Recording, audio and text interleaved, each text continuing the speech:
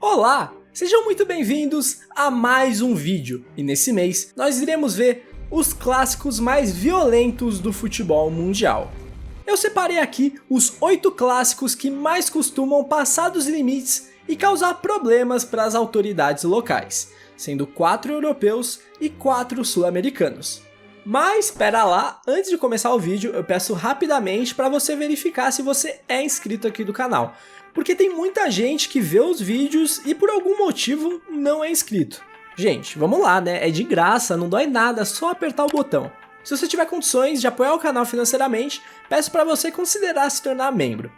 Dito isso, chega de enrolação, vambora ver os clássicos com mais cenas lamentáveis no futebol mundial. O primeiro clássico a aparecer nessa abominável lista é a partida entre Panathinaikos e Olympiacos, que não à toa é chamado de o clássico dos inimigos eternos. Esse confronto tem um conflito de classes muito intrínseco a ele, com o Panathinaikos representando a alta sociedade de Atenas, enquanto o Olympiacos é mais atrelado aos trabalhadores das estalagens de Pireu. Além de serem os clubes mais bem-sucedidos do futebol grego, eles também são potências no polo aquático, basquete e no vôlei. Inclusive, foi lá que aconteceu a primeira grande tragédia envolvendo os dois clubes, quando em 2007, um torcedor do Panathinaikos foi esfaqueado até a morte antes de uma partida de vôlei feminino contra o Olympiacos. Poucos meses depois, em 2008, 2 torcedores do Olympiacos foram emboscados por hooligans rivais, que os esfaquearam, deixando um gravemente ferido e o outro morto. Em 2011, mais um caso lamentável aconteceu. Dessa vez, um torcedor do Panathinaikos foi morto a facadas em uma briga generalizada envolvendo vários grupos de torcedores. Pelo amor de Deus, tirem as facas dos gregos. Esses confrontos entre as torcidas são bem mais antigos, e a equação é bem simples. Você coloca 2 torcidas que se odeiam frente a frente, armadas com bombas, barras de ferro, facas e tudo que aparece à disposição, e depois adiciona a polícia, também fortemente armada. É impossível sair coisa boa daí. A final da Copa da Grécia de 1962 fora finalizada sem um campeão, pois já no primeiro tempo tivemos 3 expulsões e confusões nas arquibancadas. Ah, e é claro, nenhum gol. Um quebra-pau semelhante aconteceu 2 anos depois, nas semis. Na ocasião, a federação decidiu eliminar os 2 clubes e dar o título direto ao AEK Atenas. Em 2012, a partida foi suspensa antes do fim do tempo regulamentar por confusão entre as torcidas do time verde com a polícia. Em 2015, um jogador do Olympiacos foi atingido por um sinalizador ainda no aquecimento. Logo após, a torcida rival entrou em confronto com a polícia e a partida nem chegou a ter um início. Em 2019, torcedores do Panathinaikos invadiram o campo e tentaram agredir os jogadores do banco do Olympiacos. No segundo tempo, entraram em batalha com a polícia, que lançou gás de pimenta e impossibilitou a continuidade do jogo, por falta de segurança. Em 2023, foi a vez da torcida do Olympiacos alvejar jogadores rivais com sinalizadores. Um deles passou de raspão no ouvido de um lateral do Panathinaikos, que perdeu parte da audição. Então eu acho melhor tirar as facas e os sinalizadores também. West Ham e Millwall é uma rivalidade que talvez muitos sequer saibam da existência, mas que sem sombra de dúvidas é uma das mais violentas do futebol. Ela nasce no leste de Londres, porque os bairros dos clubes ficavam divididos pelo rio Tamisa. Os torcedores eram predominantemente trabalhadores de 2 empresas concorrentes de estalagem, mas a rivalidade ganhou traços mais violentos mesmo com a ascensão do hooliganismo no futebol inglês, nos anos 70 e 80. O Millwall particularmente era conhecido por ter uma torcida bem barra pesada, muitas vezes classificada como a mais violenta do país, e uma das mais odiadas. Mas o West Ham também tinha a sua firma e não queria ficar para trás. Novamente, adicione a polícia nesse contexto todo e pronto. Tragédia anunciada. Em 1976, as torcidas entraram em conflito na estação de trem New Cross, e um torcedor do Millwall foi empurrado para a linha do trem, onde acabou perdendo a vida. Sua torcida então jurou vingança e disse que um torcedor do West Ham iria morrer. Isso acabou acontecendo em 1986, quando um torcedor dos Hammers de 19 anos foi esfaqueado até a morte por rivais. Em 2009, aconteceu o mais recente incidente envolvendo as 2 torcidas, o motim do Upton Park, quando as equipes se enfrentavam pela Copa da Liga Inglesa e a confusão entre as torcidas resultou em um torcedor do Millwall esfaqueado, além de outros 20 feridos. E é bem curioso que os clubes se enfrentaram muito pouco. O West Ham passou a maior parte da sua história na elite do futebol inglês, no máximo na segunda divisão, enquanto o Millwall é um time de segunda, terceira categoria, com eles chegando a ficar quase 20 anos sem se enfrentar. E a última partida deles foi em 2012, mas mesmo assim essa rivalidade não se apagou e os clubes ainda se consideram maiores rivais. Eu ouso dizer que foi até bom os times se enfrentarem pouco, porque se tivessem mais confrontos entre eles, eu tenho certeza que a população mundial ia ser menor hoje em dia. E mesmo sem jogar um contra o outro, esse ódio ainda gera problemas. Em 2017, um torcedor do Nottingham Forest foi espancado apenas por gritar o nome West Ham para um torcedor do Millwall. Infelizmente, ele não resistiu e acabou falecendo. E apesar do Millwall ser indiscutivelmente menos expressivo, é ele quem leva a melhor no confronto direto. O clássico da capital romana é outro que infelizmente tem um lugar bem especial na lista de duelos mais violentos do futebol. Para entender os motivos, precisamos voltar aos anos 1920, quando quase todos os clubes da capital italiana foram fundidos para criar um grande time para representar a cidade e competir de igual para igual com as equipes do norte do país. Assim nasceu a Roma. Essa fusão foi arquitetada pelo regime fascista que governava a Itália, com o objetivo de espalhar o futebol pelo país e aumentar a área de influência do partido. Mas você lembra que eu disse que quase todos se juntaram? Pois é, só um clube ficou de fora, a Lazio.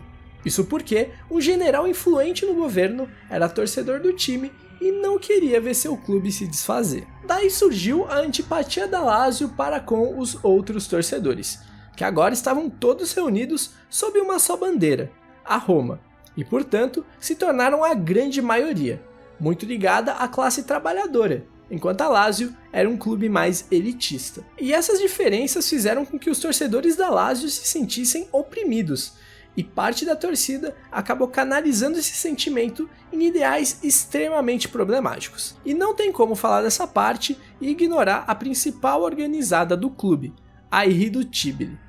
Hoje eles não atuam com esse nome, mas a estrutura é basicamente a mesma. Eles ficaram conhecidos por ter ideais fascistas, antissemitas, racistas e todo tipo de ideologia repugnante que você possa imaginar. Não é difícil, por exemplo, encontrar bandeiras com suásticas ou outros símbolos nazifascistas na curva norte do Olímpico em jogos da Lazio. Em 1998, o grupo protagonizou um dos episódios mais lamentáveis da história de uma torcida, quando levou para o derby uma faixa com os dizeres Auschwitz é a sua pátria e os fornos suas casas. 2 anos depois, outra faixa. Essa dizia, time de negros, arquibancada de judeus. Em 2017, adesivos foram distribuídos na curva sul com a imagem de Anne Frank, uma vítima do Holocausto, vestindo a camisa da Roma. Isso sem falar que um dos principais ídolos do clube e da torcida é abertamente fascista e que em diversas oportunidades comemorou gols com uma saudação nazista, inclusive uma delas contra a Roma, em 2005. Mas olhando para o outro lado, a Roma também não era muito flor que se cheire. Um acontecimento que aumentou ainda mais as tensões entre os clubes ocorreu em 1979, quando pouco antes do início da partida, um torcedor da Roma lançou um sinalizador que atravessou o gramado e atingiu um torcedor da Lazio, que não resistiu e acabou falecendo. Essa foi a primeira morte envolvendo futebol em um jogo de elite do italiano. Em 2004, alguns torcedores da Roma invadiram o campo pedindo para que a partida fosse interrompida, alegando que uma tragédia teria acontecido. Supostamente uma criança, torcedora da Lazio, teria sido morta em confronto com a polícia. E o trauma pela morte de 25 anos antes fez com que a partida fosse de fato cancelada. Porém, esse boato foi desmentido pelas autoridades logo em sequência, que afirmaram que ninguém havia sido morto. Mais tarde, na saída do estádio, outra batalha aconteceu, deixando mais de 150 feridos. Talvez nenhum outro clássico do mundo tenha tantos pontos de divergência quanto Celtic e Rangers. Os 3 assuntos que mais geram polêmica e, por vezes, violência são futebol, política e religião. Agora imagine um clássico que mistura essas 3 facetas. Pois é, não tem como ser pacífico. A primeira grande divergência entre os clubes é no aspecto religioso. O Celtic é um clube de raízes católicas, enquanto o Rangers é muito ligado ao protestantismo. Inclusive, por muitos anos de sua história, sequer aceitava jogadores católicos no clube. Isso também revela outra característica marcante da torcida do Rangers, o conservadorismo, sendo um clube muito alinhado com a coroa britânica. O Celtic, em contraste, é um clube formado por descendentes de irlandeses, e portanto é predominantemente separatista, antimonarquista e de ideais mais progressistas. Com todo esse tempero, e o fato dos clubes serem absurdamente dominantes no cenário nacional, é difícil que a relação entre as torcidas seja amigável. Em 2006, o simples sinal da cruz do goleiro do Celtic próximo à torcida azul já levantou os ânimos e gerou até ameaças de morte ao arqueiro. Pesquisas locais estimam que os indicadores de violência aumentam em até 9 vezes em finais de semana com duelos entre Celtic e Rangers em relação aos normais. O clássico é também responsável pela proibição das bebidas alcoólicas nos estádios escoceses. O caso emblemático mais recente aconteceu em 2016, quando o irmão de um ídolo do Rangers não resistiu à depressão e acabou cometendo suicídio. 2 dias depois, havia um clássico contra o Celtic, e a torcida rival achou de bom tom levar bonecas infláveis, vestir com cachecóis nas cores do Rangers e enforcar elas em plena arquibancada. Boca Juniors e River Plate protagonizam um dos clássicos mais sangrentos do futebol latino e mundial. A rivalidade surgiu da proximidade entre os clubes. Boca e River nasciam lado a lado em La Boca, um bairro pobre de Buenos Aires. Porém, na década de 1920, o River teve que se mudar e se instalou em Belgrano, um bairro nobre. Daí a rixa entre os clubes só aumentou. Começou a aparecer um conflito de classes. E por mais que isso não se mantenha com o tempo, com os dois clubes se entranhando nas mais diversas classes sociais argentinas, chega um ponto em que a rivalidade já está posta e os clubes já se odeiam e nem precisa mais de um motivo. Todo jogo entre eles vai ter alguma polêmica, porradaria, sei lá. E somado ao estilo mafioso de funcionar das barras bravas, o clássico ganha um contorno de violência extrema. Em 1994, após uma vitória do River por 2-0 em plena La Bombonera, um grupo da barra local saiu do estádio e pegou armas que estavam escondidas em uma árvore próxima. Em seguida, eles emboscaram um ônibus com torcedores do River, alvejando o automóvel com mais de 30 tiros. Infelizmente, 2 pessoas foram assassinadas. Entre os atiradores estavam líderes da La Doce, a barra brava do Boca. Em 2015, River e Boca se enfrentavam pelas oitavas de final da Libertadores. O River venceu a ida por 1-0 no Monumental e a volta era disputada na La Bombonera, indo para o intervalo com 0-0 e poucas chances criadas. Porém, na volta do intervalo, um torcedor do Boca lançou spray de pimenta no túnel que dava acesso ao gramado para os jogadores do River, causando nos atletas lesões nos olhos e na pele. Enquanto parte da equipe do River agonizava em campo, um drone percorria o estádio com o fantasma da Série B, fazendo referência ao rebaixamento do River 4 anos antes. A Conmebol decidiu eliminar o Boca do torneio como consequência. Em 2018, 3 anos depois, portanto, os clubes se encontravam na final da Libertadores. A ida, sob domínio do Boca, empatou em 2-2 e a volta seria disputada no Monumental. Porém, o ônibus que transportava os jogadores do Boca foi apedrejado quando se aproximava do estádio. Alguns jogadores ficaram feridos e a partida foi adiada. Foi então que, em mais uma decisão polêmica, a Conmebol decidiu apenas retirar o mando do River, levando o jogo para Madrid.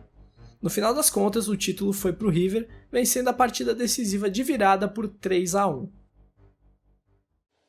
O próximo clássico dessa infame lista é Aldosivi e Alvarado, o clássico que foi proibido por 27 anos. Nesse momento você deve estar aí na sua casa me perguntando: quem contra quem?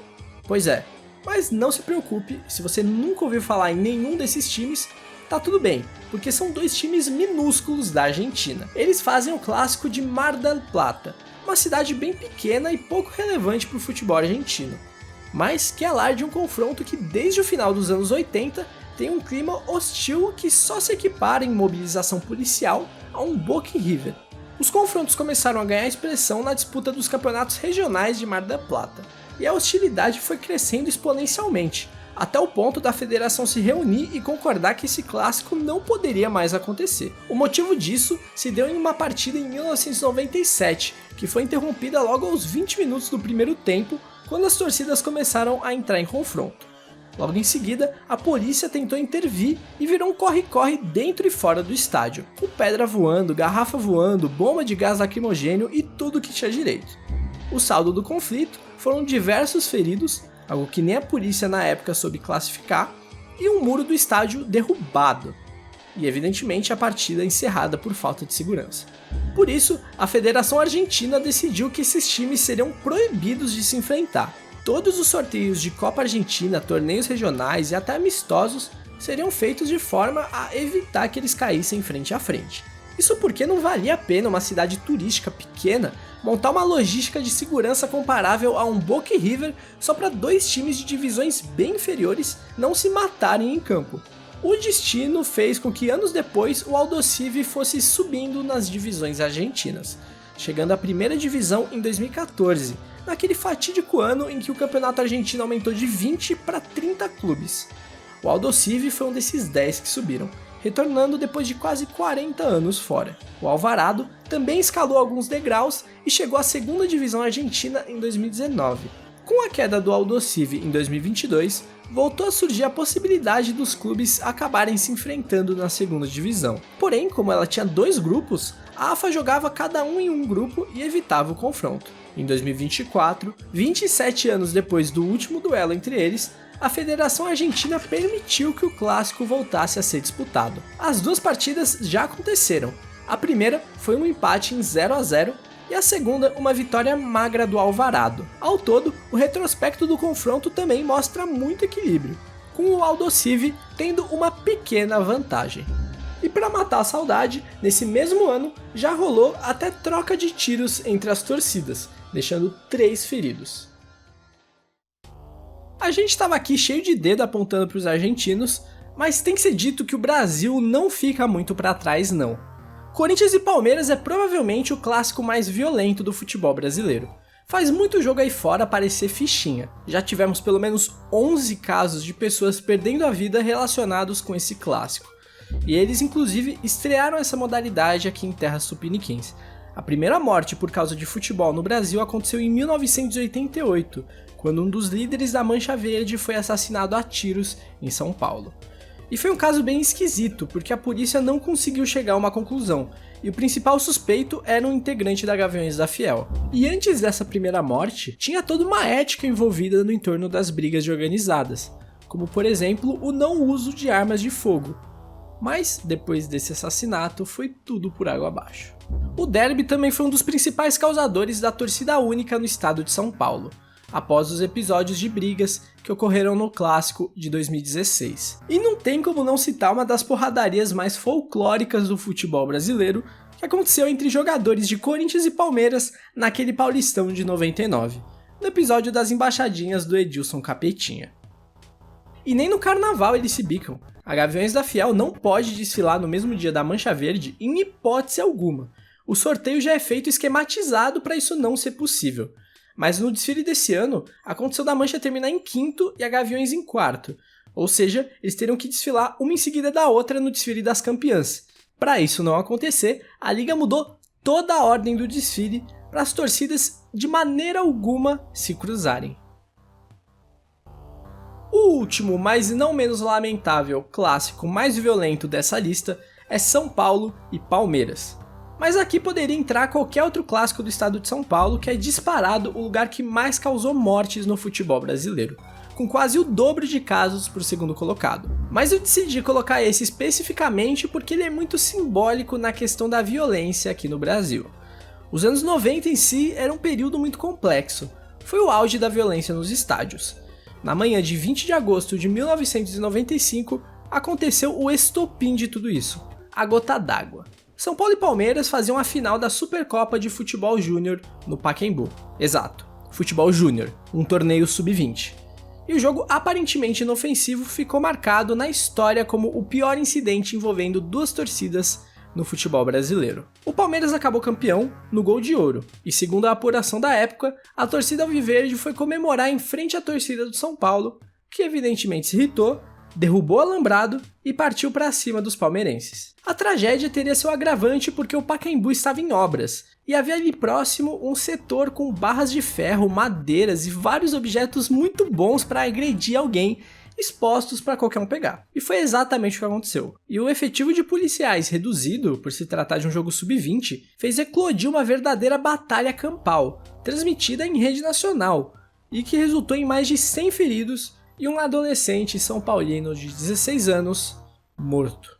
Essa é de longe a maior briga da história do futebol brasileiro, e o Ministério Público então decidiu extinguir a principal torcida organizada de cada um dos clubes, o que não durou muito tempo e elas logo voltaram às atividades. Mas esse incidente foi um marco na história da violência no futebol do Brasil. Apesar desse ser o grande caso, a desavença entre são paulinos e palmeirenses remonta de épocas muito mais antigas. Existe uma forte conspiração palmeirense que diz que o São Paulo tentou roubar o Parque Antártica do Palmeiras nos anos 40. E apesar de não existir nenhuma prova, não é difícil você ouvir algo do tipo por aí. E durante certas épocas fica muito em alta uma famosa frase que diz que para o palmeirense o Corinthians é rival, mas o São Paulo é inimigo.